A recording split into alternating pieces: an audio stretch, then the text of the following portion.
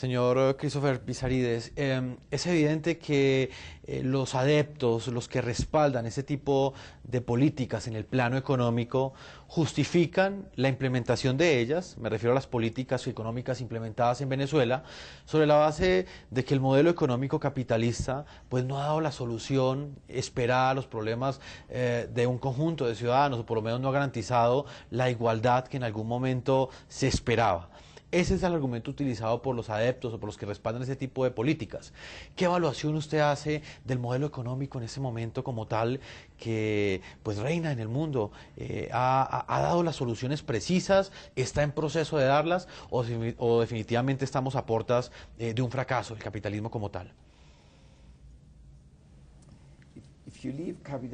Si dejamos al capitalismo completamente solo, sin ningún tipo de intervención del gobierno, entonces va a crear demasiada falta de igualdad. Lo que hace bien el capitalismo es dar los incentivos necesarios para crear la riqueza, pero no es muy bueno para distribuir esa riqueza. Así que a las personas les gusta quejarse sobre la distribución de la riqueza en el capitalismo, pero tenemos modelos de economía que han utilizado el capitalismo para crear la riqueza y después a través del gobierno, a través de los impuestos, han redistribuido la riqueza de manera exitosa. Y cuando digo distribuir, no digo tomar el dinero de una clase de la población y dársela a otra clase, dando oportunidades a todos, dando asistencia social de manera gratis a través de los impuestos, como por ejemplo para la salud o el cuidado de los niños, los servicios sociales, hogares para los más pobres, y han tenido mucho éxito haciendo esto. Veamos países como Dinamarca, por ejemplo. Dinamarca tiene una economía muy flexible y es completamente capitalista para buscar las opciones de crecimiento y prácticamente no tiene pobreza. Vean a Holanda. Otros países han seguido ese mismo ejemplo, tomando la base capitalista para crear crecimiento y después redistribuye. Suecia hace lo mismo, por ejemplo. Y así, podemos tomar varios ejemplos, podemos mencionar a varios países, incluso países más grandes, como Francia y Gran Bretaña y Alemania. Han tenido éxito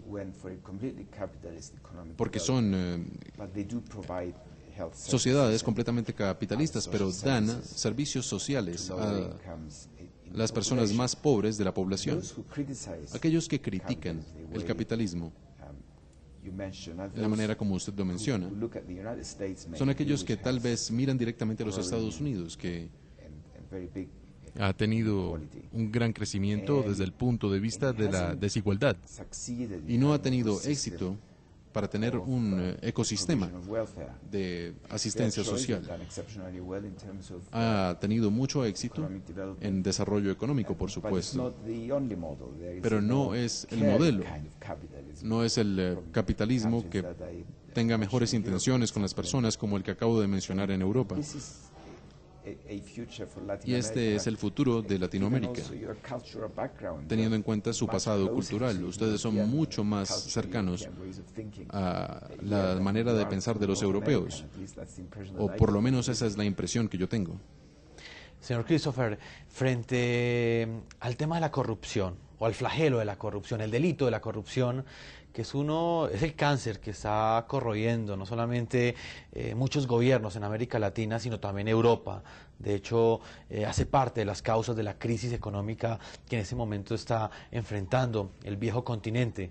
¿Usted cómo cree que la corrupción, en términos estatales, puede terminar afectando o destruyendo una economía? Y digamos, ¿qué diagnóstico hace de este flagelo en América Latina? ¿Cómo lo percibe usted desde los estudios que ha realizado?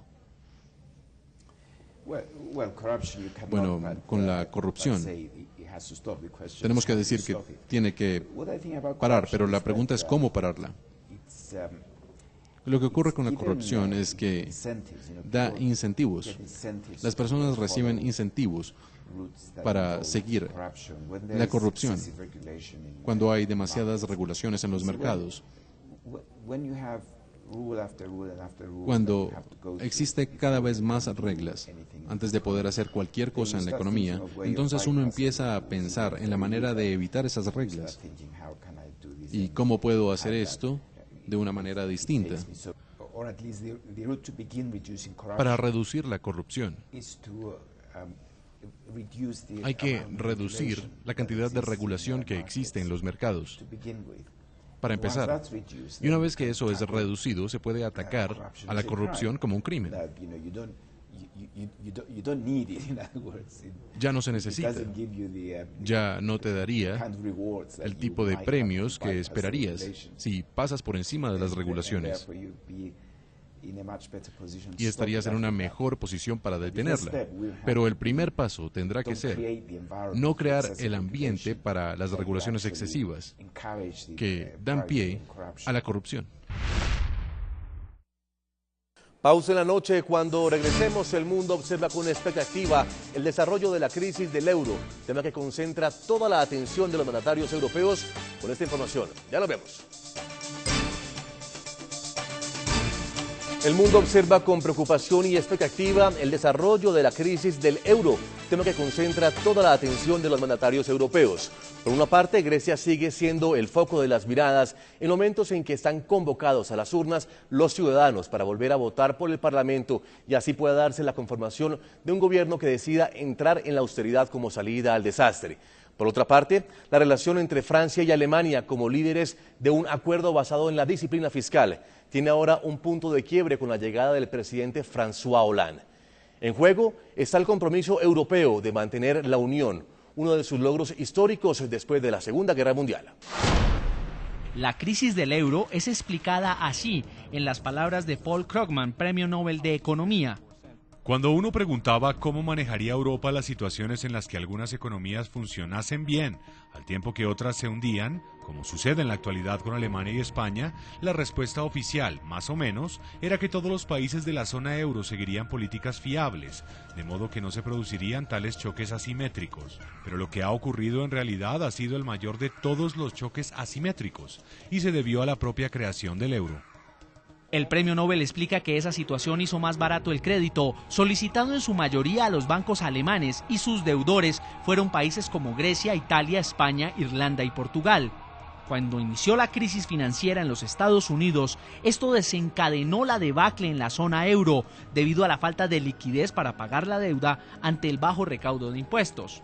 La cadena se quebró en Grecia. Atenas reconoció tener el mayor déficit fiscal de la historia moderna y este hecho hizo que la Unión Europea le exigiera un riguroso plan de austeridad al país helénico.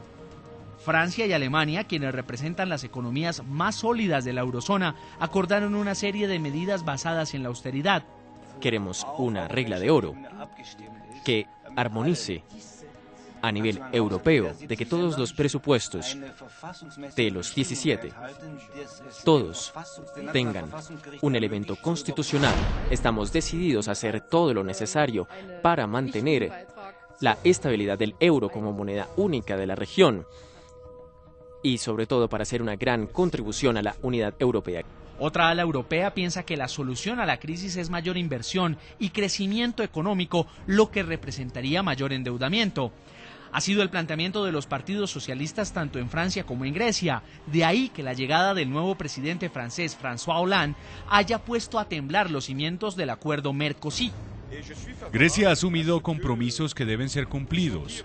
Europa está dispuesta a tomar medidas para que el país heleno vuelva a la senda del crecimiento. Una vez más, la expectativa está concentrada en Grecia, ahora cuando sus ciudadanos volverán a las urnas para elegir un nuevo parlamento, tras la división ocasionada tras los comicios del pasado 6 de mayo. Ante la situación política, el Fondo Monetario Internacional decidió suspender los préstamos a Atenas hasta cuando pase el clima electoral y el mundo sepa si Grecia, desde el escenario político, toma el camino de la austeridad o el del crecimiento. España, por su parte, entrará al reducido club franco-alemán. El presidente Mariano Rajoy mantendrá un encuentro con Angela Merkel y François Hollande por separado, para así mostrarse como un actor de primer nivel frente a la crisis. Que estamos a favor de que haya un mecanismo de rescate cuanto mayor mejor, y que actúe como elemento disuasorio frente a algunas cosas que estamos viendo en los últimos tiempos. Vamos a hablar de un tema que pues de alguna forma también genera mucho impacto en América Latina y tiene que ver con esa crisis económica que está enfrentando la Unión Europea como tal. Para nuestros televidentes que de pronto no son tan versados en temas económicos, ¿cómo explicarles la amenaza que en este momento representa una economía como la de Grecia para el bloque de las naciones europeas, para la Unión Europea? ¿Hasta dónde el euro como moneda de la Unión Europea está en peligro en este momento? El problema con Grecia es que tiene que implementar muchas reformas y al mismo tiempo que está haciendo estas reformas tiene que pasar por un programa de austeridad fiscal muy severo, lo que significa que tienen que aumentar los impuestos y tienen que cortarle el gasto público, porque tiene un gran déficit durante mucho tiempo y han gastado mucho más de lo que tenía. Y estaba haciendo préstamos a las espaldas del euro. Y cuando se descubrió lo que estaba ocurriendo ya era demasiado tarde para hacer algo al respecto. Y hubo el problema del default en algunas partes de la deuda. Y se necesitaban cambios para la manera como la economía avanzaba. Y eso ha estado ocurriendo durante los últimos 4 años. Así que las personas ya han tenido suficiente, porque no ven ningún tipo de crecimiento llegar y al contrario, sienten que van hacia abajo en la economía. Y lo que ocurrió en la elección de hace un par de semanas es que la mayoría de las personas simplemente votó contra todo, básicamente, contra todos los acuerdos, contra todas las discusiones. Pero si al mismo tiempo les preguntas, ¿les gustaría que Grecia saliera de Europa? Prácticamente todos dirán que no. Así que es una contradicción que existe en el comportamiento de la población. ¿Cuál es el peligro para Europa? El peligro no es ahora tanto si Grecia llega al default o no, a la falta de pago, porque la economía griega es bastante pequeña en el contexto europeo. El problema ahora, como yo lo veo por lo menos, es que si Grecia incumple y no cumple con sus obligaciones con el Banco Central Europeo, entonces tendrá que salir del euro. Y las personas de otros países comenzarán a preguntarse qué va a ocurrir a ellos si algo similar ocurre en sus propios países. Y la reacción inicial que podría tener es que tal vez para tener seguridad es sacar el dinero de sus propios países e invertirlos en países donde el euro tenga seguridad o donde sea apreciado, como por ejemplo en Alemania. Así que el riesgo para Europa es que veamos una salida masiva de los depósitos De lo que llaman los países periféricos, como Portugal, España e Italia, y pueden irse hacia países como Luxemburgo o Alemania, donde existen grandes sistemas financieros, y eso va a crear grandes problemas para el sistema bancario europeo.